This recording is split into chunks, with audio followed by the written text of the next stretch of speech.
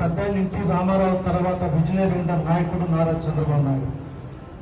బడుగున్న వర్గాలు కానీ, బీసీలు కానీ, ఓసీలు కానీ ముందు ఏ స్థాయికి తీసుకొచ్చిన ఒక నారా చంద్రబాబు నాయుడిని ఎందుకు ప్రతి ఒక్కరూ నారా చంద్రబాబు నాయుడు విజనరీ ఉండే నాయకుడు కావాలనుకుంటారంటే, ఎక్కడో అడుగుబడిన వర్గాల కూడా పైకి తీసుకొచ్చి నేను ఉన్నానని భరోసా కల్పించే ఒక నారా చంద్రబాబు నాయుడు చూసి మనం ఇంకా ఏమి చేయాలని చెప్పి నేర్చుకోవాలి.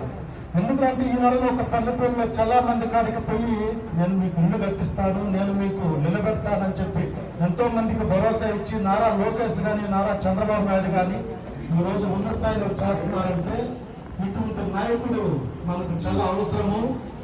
ఈ చంద్రబాబు నాయుడు అనే వ్యక్తీకరణ లేకపోతే ఆంధ్రప్రదేశ్ కనుమరుగైపోతుంది కొంతమంది చేతల్లో. ఇప్పుడు నారా చంద్రబాబు నాయుడు ఒక యువ నాయకుడు మాత్రం 75 సంవత్సరాలు వచ్చినా కానీ ఇంకా ఒక యువ నాయకుడు కూడా అంత చేయలేడేమో.